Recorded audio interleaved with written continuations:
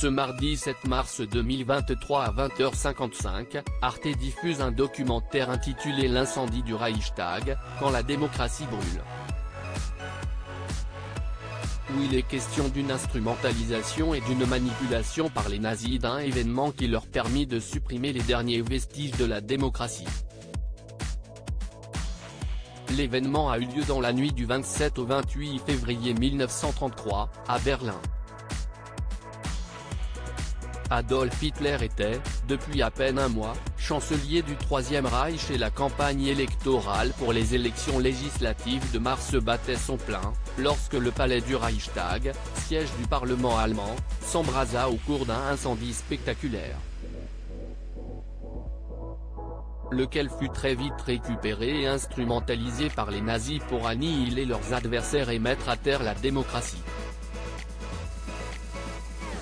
Ce sont ces mois décisifs, qui devaient aboutir à un régime de répression et de terreur en Allemagne, puis à la guerre mondiale, qui sont évoqués au fil de précieuses archives dans le documentaire d'Arte, diffusé ce mardi 7 mars 2023 à 20h55, complément à la collection de France Télévisions Apocalypse, et intitulé L'incendie du Reichstag, quand la démocratie brûle.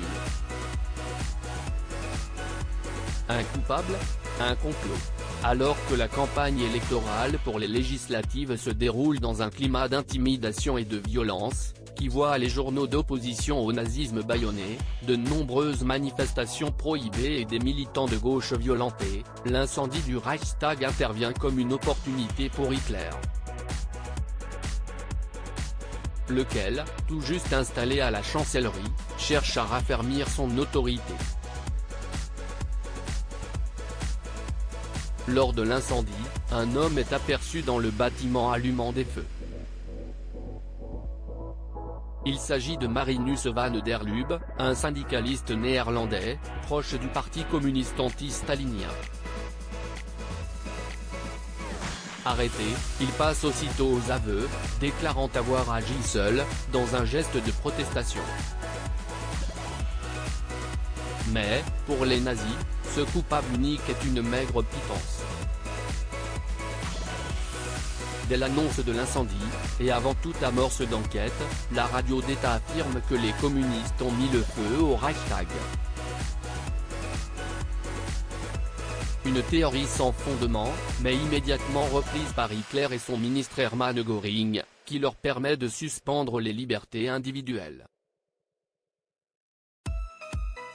La SA devient police auxiliaire en charge de la traque des militants de l'opposition de gauche. La dictature nazie est en marche. Lors du procès qui s'ouvre à Leipzig, le 21 septembre 1933, Marinus van der Lubbe n'est pas seul sur le banc des accusés. À ses côtés, le président du groupe communiste au Reichstag et 3 communistes bulgares actifs en Allemagne, au moment des faits. L'un d'eux, Georgi Dimitrov, germanophone et maîtrisant le droit, va se servir de ce procès hautement médiatisé pour mettre à mal l'opération de propagande nazie, parvenant à convoquer à la barre Göring et à le déstabiliser. L'hypothèse du complot communiste fait long feu.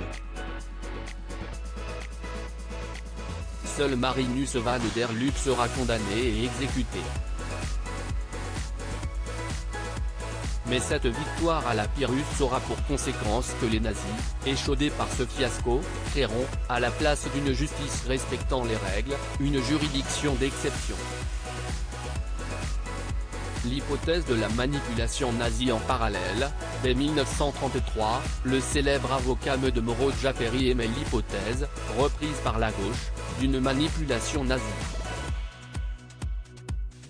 Se basant sur le fait que Göring, ministre de l'Intérieur de Prusse et président du Reichstag, détenait les clés du bâtiment, et notamment celles du souterrain par lequel on aurait pénétré, il est suivi dans sa démonstration par des communistes qui organisent, à Londres, un contre-procès. Lequel est suivi par la publication du livre brun sur l'incendie du Reichstag et la terreur hitlérienne, traduit en 17 langues et qui fait contrepoids au jugement de Leipzig. Depuis, Des historiens réputés tels que Pierre Milza et François Delplat ont défendu la théorie d'une manipulation de Marinus van der Lubbe par les nazis. Selon Milza, les hommes de Göring l'ont laissé allumer un petit incendie dans le palais du Reichstag, tandis qu'eux-mêmes inondaient le sous-sol d'essence. Pour un autre historien, François Kersaudy, ce sont deux autres dirigeants nazis, Joseph Goebbels et Karl Ernst, qui ont commandité l'incendie. De son côté, le général Aldé témoignera, au procès de Nuremberg, que Göring lui avait bien révélé sa responsabilité dans l'incendie du Reichstag. Si des doutes demeurent quant à l'événement lui-même, une chose est sûre, la dévastation du Parlement fut tout autant un symbole de la mise à bas de la démocratie qu'un prétexte tout trouvé pour une accélération de la prise en main totale du pouvoir par Hitler et les nazis. À lire aussi Apocalypse, France 2, que sont devenus les proches d'Hitler après sa mort ?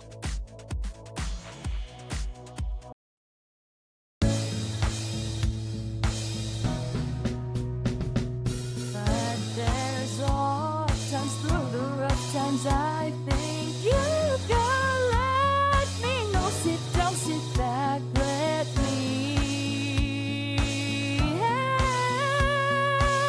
you out. Just step back, you seek, so I see you out there on your own, but